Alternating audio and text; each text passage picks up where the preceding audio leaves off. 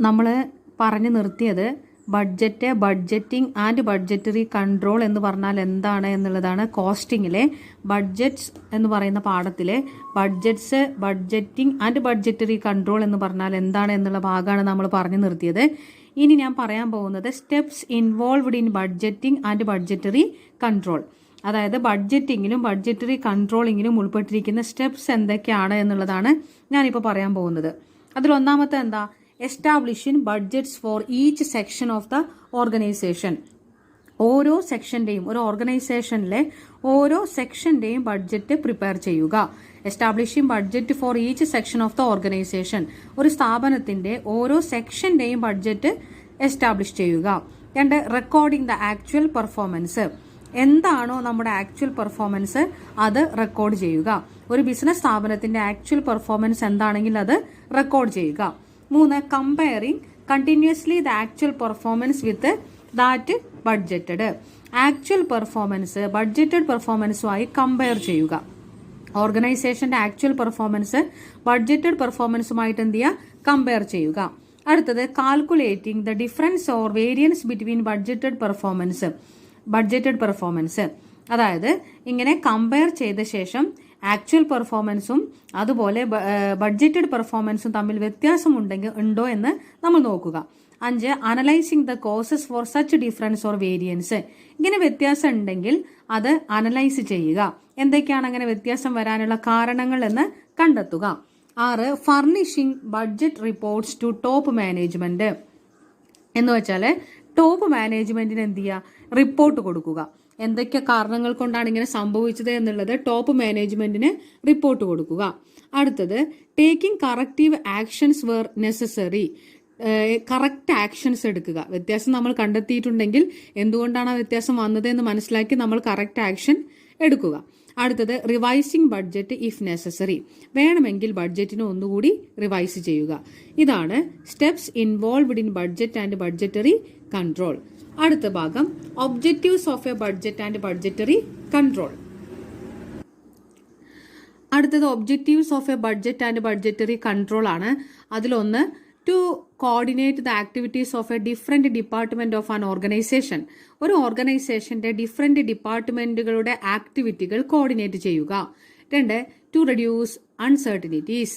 എന്താണ്? അനിശ്ചിതത്വം കുറയ്ക്കുക. സ്ഥാപനത്തിന്റെ അനിശ്ചിതത്വം കുറയ്ക്കുക. മൂന്ന്, to direct individuals and departments to control. അടുത്തത് objectives of a budget and budgetary control ആണ്. അതിലൊന്ന്, to coordinate the activities of a different department of an organisation. ഒരു ഓർഗനൈസേഷന്റെ ഡിഫറെന്റ് ഡിപ്പാർട്ട്മെന്റുകളുടെ ആക്ടിവിറ്റികൾ കോർഡിനേറ്റ് ചെയ്യുക.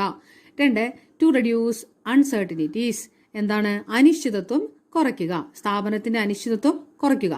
മൂന്ന്, to direct individuals and departments to achieve goals. സ്ഥാപനത്തിനെയും ആ സ്ഥാപനത്തിലുള്ള ആളുകളെയും ലക്ഷ്യത്തിലേക്ക് എത്തിക്കുവാൻ വേണ്ടി അവരെ മോട്ടിവേറ്റ് ചെയ്യുക, അവർക്ക് ഇൻസ്പിറേഷൻ കൊടുക്കുക. അടുത്തത്, to plan and control income and expense as to attain maximum profitability. എന്താണ് പ്ലാൻ ചെയ്യുന്നത്, എന്താണ് കൺട്രോൾ ചെയ്യുന്നത്, എത്ര ഇൻകം വേണം, ഇങ്ങനെയുള്ള കാര്യങ്ങളൊക്കെ, എത്ര എക്സ്പെൻസ് വരും എന്നുള്ള കാര്യങ്ങളൊക്കെ പ്ലാൻ ചെയ്യുക, അതിനെ കൺട്രോളിലേക്ക് കൊണ്ടുവരിക. അടുത്തത് എന്താണ്? To fix the responsibility of a various individuals in the organisation. ഒരു ഓർഗനൈസേഷനിലെ ഡിഫറെന്റ് ഇൻഡിവിജ്വൽസിന് അവർക്ക് അവരുടേതായ ഉത്തരവാദിത്തങ്ങൾ എന്ത് ചെയ്യണം? ഏൽപ്പിച്ചു കൊടുക്കുക. ഓരോ ഇൻഡിവിജ്വൽസിനും, ഓരോ വ്യക്തികൾക്കും അവരുടെ ഉത്തരവാദിത്തങ്ങൾ ഏൽപ്പിച്ചു കൊടുക്കുക. അടുത്തത്, to direct the capital expenditure in the most profitable efficiency. അതായത് ക്യാപിറ്റൽ എക്സ്പെൻഡിച്ചറിനെ പ്രോഫിറ്റബിൾ ആക്കാൻ സഹായിക്കാൻ വേണ്ടിയുള്ള കാര്യങ്ങളൊക്കെ ചെയ്യുക. ക്യാപിറ്റൽ എക്സ്പെൻഡിച്ചറിനെ പ്രോഫിറ്റബിൾ ആക്കാൻ വേണ്ടിയുള്ള കാര്യങ്ങളെല്ലാം ചെയ്യുക. അടുത്തത്, to improve the operational efficiency of the departments and cost centres. അങ്ങനെ പറഞ്ഞാൽ എന്താണ്? ഡിപ്പാർട്ട്മെന്റ്സിന്റെയും അതേപോലെ കോസ്റ്റ് സെന്റേഴ്സിന്റെയും ഓപ്പറേഷണൽ എഫിഷ്യൻസി ഇംപ്രൂവ് ചെയ്യിക്കാൻ വേണ്ട കാര്യങ്ങളൊക്കെ ചെയ്യുക. അടുത്തത്, to eliminate waste of all kinds to improve economy and efficiency. എന്ന് പറഞ്ഞാൽ എന്താണ്? വേസ്റ്റേജ് കുറയ്ക്കാൻ വേണ്ടിയിട്ടുള്ള എല്ലാ കാര്യങ്ങളും ചെയ്യുക. ഒരു സ്ഥാപനത്തിലെ വേസ്റ്റേജ് കുറയ്ക്കാൻ വേണ്ടിയുള്ള കാര്യങ്ങളൊക്കെ ചെയ്യുക. അടുത്തത് to ensure that sufficient working capital is available for the efficient operation of the business. എന്ന് പറഞ്ഞാൽ എന്താണ്? റുട്ടീൻ ആയിട്ട് ചെയ്യാനുള്ള വർക്കിംഗ് ക്യാപിറ്റൽ ഒരു സ്ഥാപനത്തിൽ ഉണ്ടോ എന്ന് ചെക്ക് ചെയ്യുക. അടുത്തത് to provide yardstick against which actual result can be compared. അതായത് യാർഡ് സ്റ്റിക്കിന് ആയിട്ടുള്ള ആക്ച്വൽ പെർഫോമൻസ് സ്റ്റാൻഡേർഡുമായി താരതമ്യം ചെയ്യാൻ വേണ്ടി അതിന്റെ റിസൾട്ടിനെ എല്ലാം കൊടുക്കുക. അടുത്തത് to show the management where action is needed to correct inefficiency. നമ്മുടെ സ്ഥാപനം എവിടെയാണ് കാര്യക്ഷമത ഇല്ലാത്തത് എന്ന് മനസ്സിലാക്കി അത് മാനേജ്മെന്റിനെ കാണിച്ചു കൊടുക്കാനും അതിനുവേണ്ടി ശരിയായ നടപടികൾ എടുക്കാനും വേണ്ടി സ്റ്റിക്കിന് ആയിട്ടുള്ള ആക്ച്വൽ പെർഫോമൻസ് സ്റ്റാൻഡേർഡുമായി താരതമ്യം ചെയ്യാൻ വേണ്ടി അതിന്റെ റിസൾട്ടിനെ എല്ലാം കൊടുക്കുക. അടുത്തത് to show the management where action is needed to correct inefficiency. നമ്മുടെ സ്ഥാപനം എവിടെയാണ് കാര്യക്ഷമത ഇല്ലാത്തത് എന്ന് മനസ്സിലാക്കി അത് മാനേജ്മെന്റിനെ കാണിച്ചു കൊടുക്കാനും അതിനുവേണ്ടി ശരിയായ നടപടികൾ എടുക്കാനും വേണ്ടി പ്രാപ്തരാക്കുക. ഇതാണ് objectives of a budget and budgetary control എന്ന് പറയുന്നത്. അടുത്ത ഭാഗം എസെൻഷ്യൽസ്. അടുത്തത് essentials of A effective budgetary control. Essentials of effective budgetary control, അതായത് എന്തൊക്കെയാണ് ബഡ്ജറ്ററി കൺട്രോളിങ്ങിന് വേണ്ട എസെൻഷ്യൽസ് എന്നൊക്കെയാണ് പറയുന്നത്. എസെൻഷ്യൽ ആയിട്ടുള്ള കാര്യങ്ങൾ എന്തൊക്കെയാണെന്ന്. ഒന്ന്, സപ്പോർട്ട് ടു ടോപ്പ് മാനേജ്മെന്റ്, അല്ലെ? Budgetary control system should have the full support and the wholehearted to cooperation every member in the organization. In this regard, the initiative must come from the top management. എന്താണ് പറയുന്നത്? Top മാനേജ്മെന്റിന്റെ support ഉണ്ടാകണം.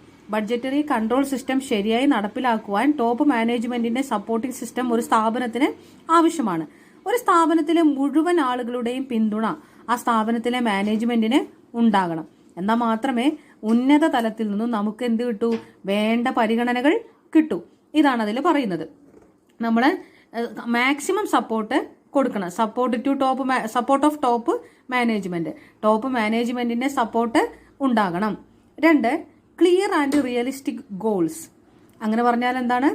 അതായത് നമ്മൾ ഉണ്ടാക്കി വെച്ചിരിക്കുന്ന ഒരു ലക്ഷ്യം, അല്ലെ, ഒരു ഗോള്, അത് വ്യക്തവും നേടാൻ സാധിക്കുന്നതുമായിരിക്കണം. റിയലിസ്റ്റിക് എന്ന് പറഞ്ഞാൽ എന്താ?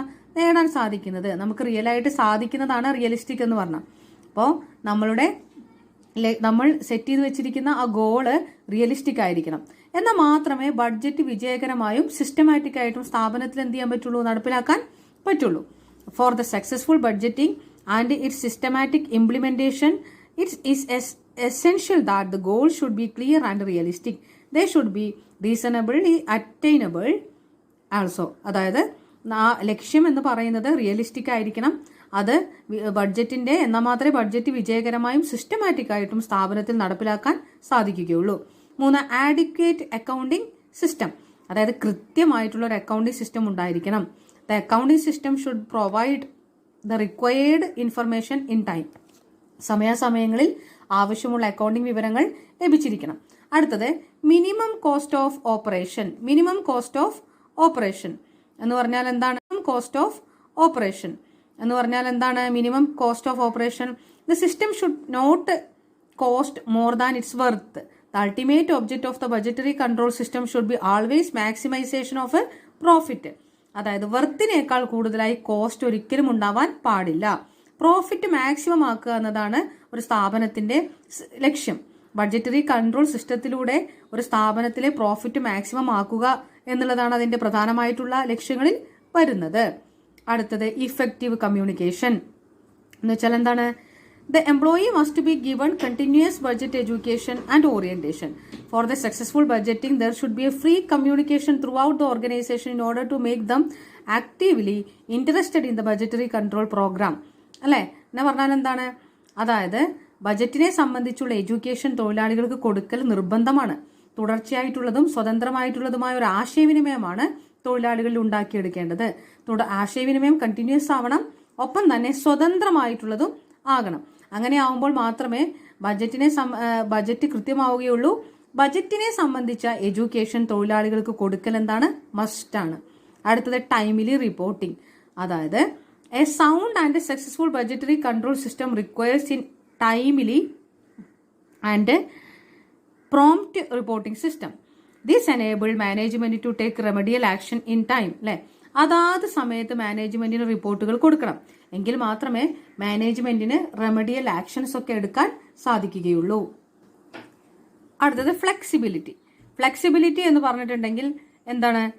A budgetary control system should be kept in flexible. This is done through continuous review and revision in the light of A changed circumstances. അല്ലെ, ഒരു ഓർഗനൈസേഷൻ ഉണ്ടാകുന്ന മാറ്റത്തിനനുസരിച്ച് എന്ത് ചെയ്യണം? ബജറ്റിൽ മാറ്റം വരുത്താൻ സാധിക്കണം. എന്നാലേ നല്ലപോലെ ഫ്ലെക്സിബിൾ ആയിട്ടുള്ള ഒരു ബജറ്റാണ് ഒരു സ്ഥാപനത്തിന് വേണ്ടത്. അത് റിജിഡ് ആവാൻ പാടില്ല. റിജിഡ് ആവുമ്പോൾ എന്ത് ചെയ്യാൻ പറ്റില്ല? അതിൽ മാറ്റങ്ങൾ വരുത്താൻ പറ്റില്ല. ഇനി അടുത്തത് sound organisation. A sound organization is needed for successful budgetary control. The authority and responsibility of each manager should be clearly fixed. എന്ന് പറഞ്ഞാൽ ഒരു നല്ല ഓർഗനൈസേഷനിൽ അധികാരവും ഉത്തരവാദിത്വവും നേരത്തെ തന്നെ എന്ത് ചെയ്യണം? ഫിക്സ് ചെയ്യണം. അതിനുവേണ്ടി ഒരു ബജറ്റ് കമ്മിറ്റി രൂപീകരിക്കണം. ആ ബജറ്റ് കമ്മിറ്റി രൂപീകരിച്ച് ഓരോരുത്തരുടെയും അധികാരം എന്താണ്, ഉത്തരവാദിത്വം എന്താണ് എന്നുള്ളത് എന്ത് ചെയ്യണം? നേരത്തെ തന്നെ ഫിക്സ് ചെയ്യണം. അപ്പോൾ ഇതാണ് essentials of effective budgetary control സിസ്റ്റത്തിൽ വരുന്ന 8 പോയിന്റ്സ്. ഒപ്പം നമ്മൾ ഇന്ന് പഠിച്ചത് ഒബ്ജക്റ്റീവ്സും സ്റ്റെപ്സും കൂടി നമ്മൾ ഇന്നത്തെ വീഡിയോയിൽ പഠിച്ചു.